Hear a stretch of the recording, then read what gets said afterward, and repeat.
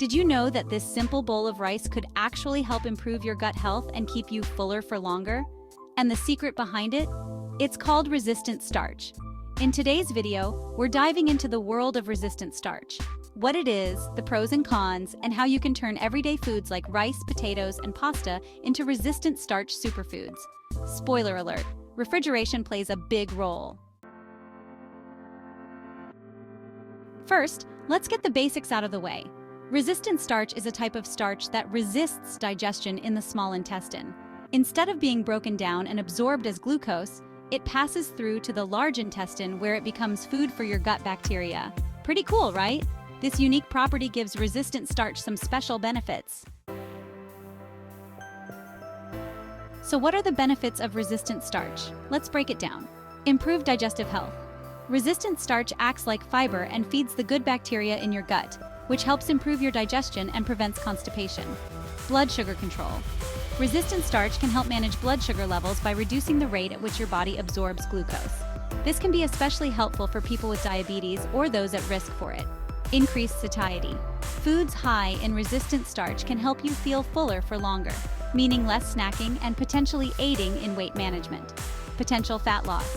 Some studies suggest that resistant starch can increase fat oxidation, especially in the post-meal period. Now, it's not all perfect.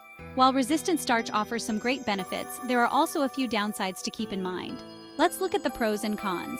Pros: gut health, feeds beneficial bacteria. Lower blood sugar spikes, helps with insulin sensitivity. Improves satiety, keeps you full longer. Easy to add to the diet, found in many common foods. Cons: digestive discomfort. Some people experience gas or bloating when they first increase their resistant starch intake. Start slow to avoid this. Not suitable for everyone. If you have certain digestive conditions like IBS, increasing resistant starch might make symptoms worse. Calorie counts can be confusing. Foods high in resistant starch technically have fewer absorbable calories because the starch isn't fully digested. However, not all labels account for this. Now, here's the fun part. You can actually increase the amount of resistant starch in certain foods by how you cook and store them. Let me show you how. Foods like rice, potatoes, and pasta contain starches that, when cooked and cooled, can be converted into resistant starch. Start by cooking your starchy food as you normally would. Boil your potatoes, cook your rice, or boil pasta until it's done. Here's the magic step: let it cool. By refrigerating these foods for at least 12 hours, you allow the starch molecules to crystallize. This process, called retrogradation, increases the amount of resistant starch. The more you refrigerate it, the more resistant starch it can form. Reheating these foods doesn't destroy the resistant starch. In fact, the resistant starch remains stable even after reheating, so you can enjoy warm meals with all the benefits intact. So if you meal prep or just like leftovers, you're in luck. The cooling process after cooking is key to increasing the resistant starch content. Here are some common foods that naturally contain or can develop resistant starch after cooking and cooling. Cooked and cooled potatoes, especially if you make potato salad. Cooked and cooled rice. Cooked and cooled pasta. Green bananas, yes, before they ripen too much. Legumes like lentils, chickpeas, and beans oats, especially in the form of overnight oats. All of these can be a great source of resistant starch when properly prepared.